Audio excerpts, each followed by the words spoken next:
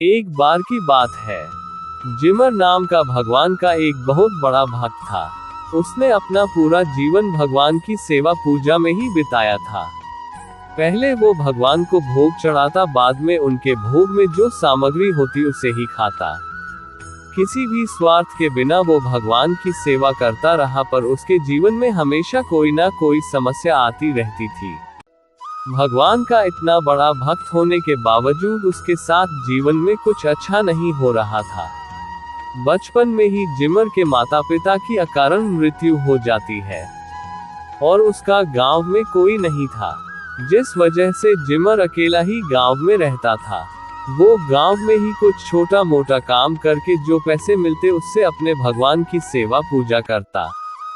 इस प्रकार ही उसका बचपन गुजरा। गांव में सबको पता था कि जिमर के कोई भी रिश्तेदार नहीं है और वो गांव में अकेला ही रहता था। इसलिए एक दिन लुटेरों ने जिमर के घर चोरी करने की सोची। एक दिन जिमर को कुछ काम के लिए थोड़े दिन गांव से बाहर जाना पड़ा और लुटेरों ने ये वक्त चोरी के लिए ठीक समझा और जिमर के घर चोरी करने के लिए चले गए। चोरों को जिमर के घर में पैसे की एक कौड़ी भी नहीं मिली। जहां देखे वहां बस भगवान के सेवा पूजा के सामान ही दिखाई दे रहे थे। लुटेरों को इतनी मेहनत के बाद भी चोरी करने के लिए कुछ नहीं मिला। इस बात से वो बहुत क्रोध में आ गए और उन्होंने जिमर का पूरा घर जलाकर राख कर दिया और वहां से भाग गए। दूसरे दिन जब जिमर गांव में आके अपने घर को देखता है तो उसे बहुत दुख होता है। दुख उसे इस बात का नहीं था कि उसका घर जल गया, दुख उसे इस बात का था कि भगवान की सारी सामग्री जल गई और अब वे उनकी सेवा पूजा कैसे करेगा। यही बात सोचते सोचते वो एक पेड़ के नीचे सो गया।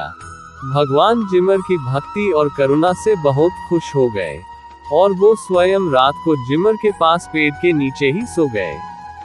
दूसरे दिन जब जिमर ने अपनी आंख खोली तो देखा कि साक्षात भगवान उसके पास बैठे थे। जिमर भगवान के पैर पे गिर गया और कहा, मेरा जीवन धन्य हो गया प्रभु। जिमर के मन में एक संदेह था और उसका निवारण भगवान स्वयं करे, ऐसा जिमर चाहता था।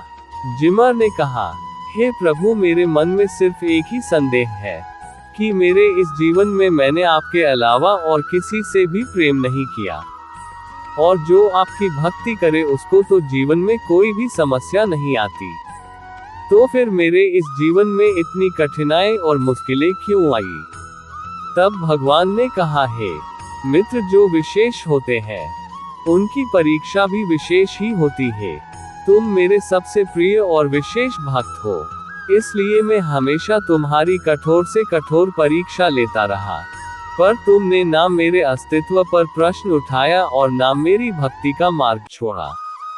तुमने मेरी हर परीक्षा में उत्तम प्रदर्शन किया है। मित्र, आज देवता भी तुम्हारी भक्ति के सामने हार गए हैं, इसलिए अब मैं स्वयं तुम्हें अपने साथ ले जाने आया हूँ। वहाँ तुम्हें कोई भी कष्ट नहीं होगा। वहाँ तुम एक मित्र के जैसे जब भी चाहो तब तुम मुझसे मिलने आ सकते हो। इस कहानी से हमें ये सीख मिलती है कि जीवन में हमें कितनी भी समस्या क्यों न आ जाए, पर हमें कभी भी भगवान के अस्तित्व पर प्रश्न नहीं उठाना चाहिए। जिस प्रकार रात के बाद सुबह होती है, उसी प्रकार दुख के बाद ही जीवन में सुख का प्रकाश होता है। इसलिए जो भी हो रहा है उसे भगवान की इच्छा समझकर खुशी खुशी दुख को भी सुख के जैसे ही जीना चाहिए। अगर आपको ये कहानी पसंद आए तो प्लीज इस चैनल को सब्सक्राइब, वीडियो को लाइक, शेयर, कमेंट जरूर करें।